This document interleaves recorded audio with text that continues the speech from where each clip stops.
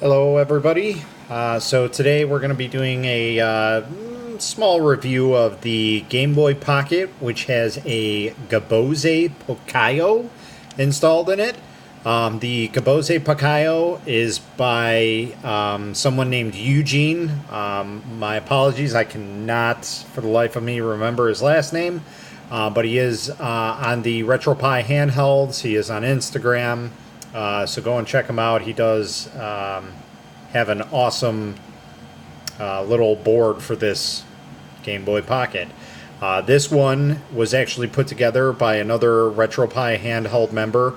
His name is Curtis Rodomsky. He was able to send this one to me. I already got fingerprints on it. He sent this to me as for a giveaway. So this one's actually going to Kevin Willis, I believe. So when we're done doing a review of this one's going to go off to him.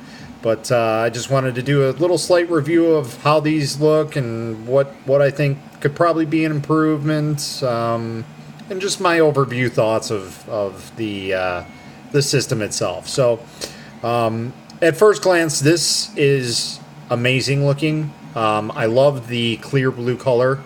Might even be more tealish than blue. And the button combination is pretty good.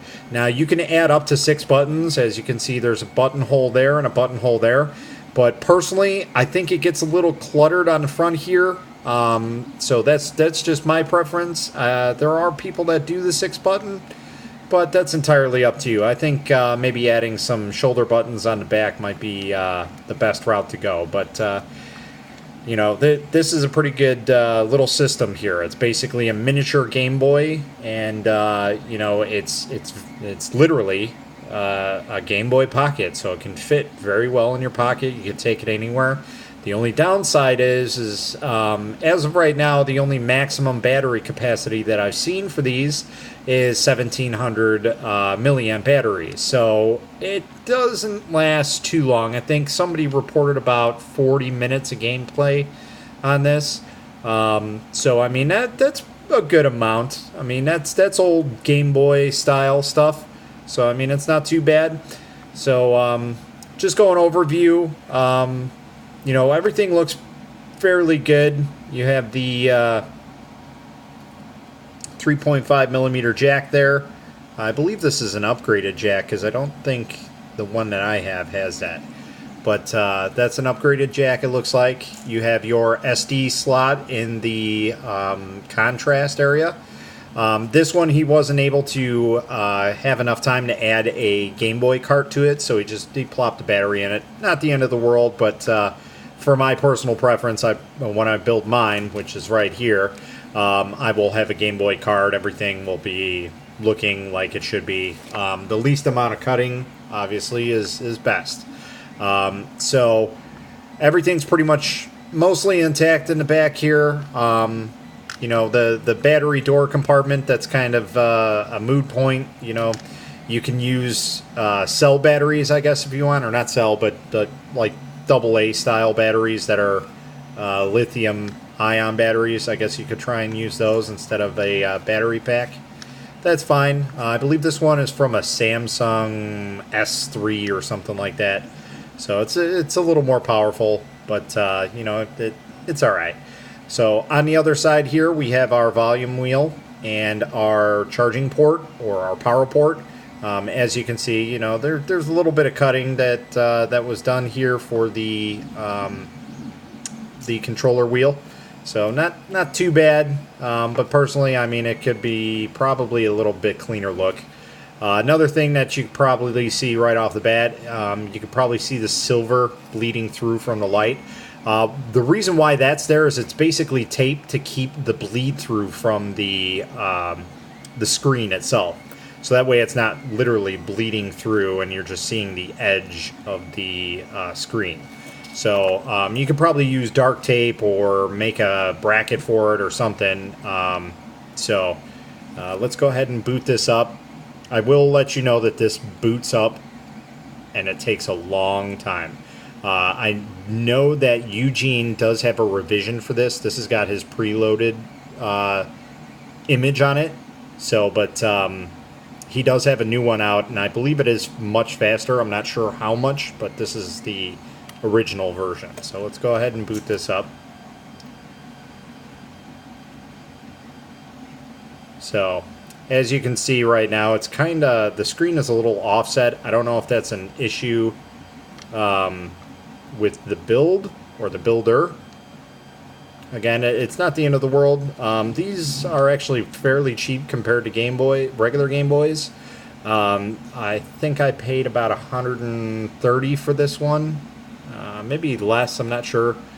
I forgot, but I mean that's considerably less than a regular Game Boy, and it packs just as much fun as a regular Game Boy does. So I mean, most Game Boys are built with zeros, so you know, the play style is almost identical. Like I said, it takes forever for it to boot up. It's probably because of the image or the image and the refresh rate on the screen. So here it is booting up. It is a very nice screen. It's a very nice system in general. It's got a lot of nice color on it. So here it is. You could kind of see it flashing through. But just going through, this has got some preloaded software and some games and ROMs and emulators and whatnot. I know a lot of people are against that, but this is Eugene's pre-built image, so it's got everything, all the drivers set up for the screen and everything, and all the buttons and whatnot. So it's kind of like a ready-to-go image. So I mean, you don't have to use it; you can build your own, but this one's pretty good for what you need. So let's go ahead and test out Super Nintendo. One thing I will say is that the buttons are a little squishy from time to time. Like the not squishy, but they're a little less responsive than I'd like them to be at times, and I think that's because of the refresh rate on the screen. Like I said, I do believe that Eugene has corrected that, so we'll see. But I mean, I just basically wanted to give you guys a review and rundown of how this looks and how everything is.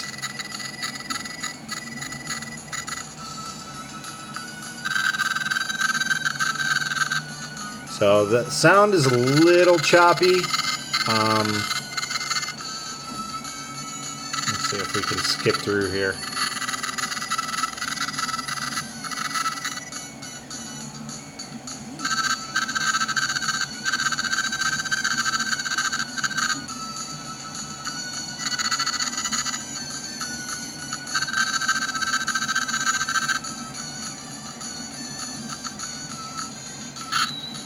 So this is Mega Man 7 we're playing. So I haven't played too much of this system, so you know, I haven't gotten use out of it.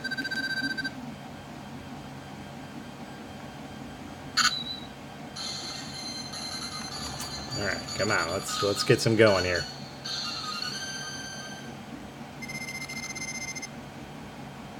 Good luck, Mega Man. Alright, so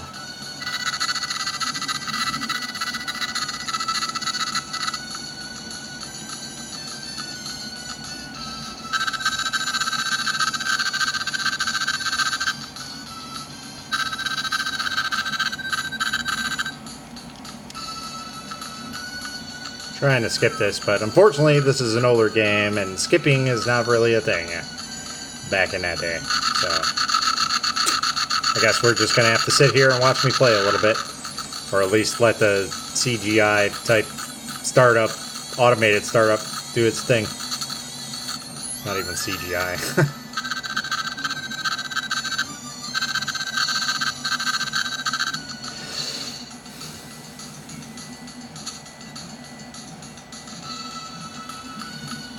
Oh, am I actually playing? Alright.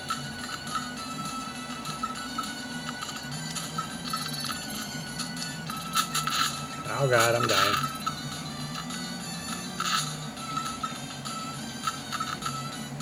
So it's a little, like I said, it's a little less responsive than I'd like it to be.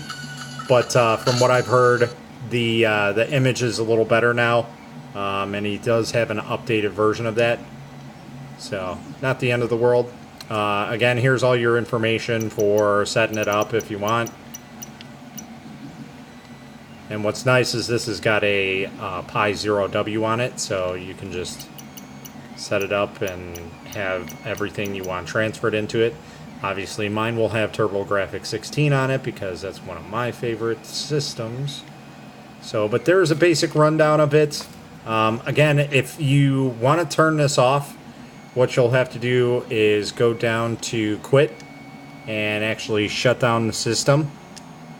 And you're going to want to go to yes. It'll shut it down because this does not have a safe shutdown installed. I might install one on mine, but we'll see if I even have room for that because it is kind of cramped in here. So once it's shut down, then you can turn it off and you're good to go. So like I said, you can probably do various things with this, like utilize the battery compartment and actually use it for what it's meant to be. You could probably do some other things with it. So, but as of right now, it's a pretty cool build. I like it because it's a pocket build. It's very nice. This is perfect for the Pi 0W. It's not too big, not too small. It's just right. I was always a big fan of the Game Boy Pockets and Game Boy Colors. They were probably my favorite because they had such a wide range of color selection. I may not be a Nintendo fanboy, but definitely Game Boy was my jam for sure. But if you are looking to get one of these builds, I will provide down and below a link to Curtis's Facebook profile. So if you want to give him a contact, go ahead and do that. I suggest messaging him first and letting him know before you go ahead and friend request him, because you probably will not know who you are or what you're doing. So, but that's pretty much it for the breakdown. Thank you for watching. If you guys got any questions, feel free to ask. I will try and get the other information for Eugene's GABOZE picaio if you'd like to build one of these yourself. They are really cool builds, just as fun as a regular Game Boy build, maybe even a little bit easier for you. All depends. So that being said, have a good night, and if you guys want, go ahead and subscribe and hit that bell for notifications. Thank you.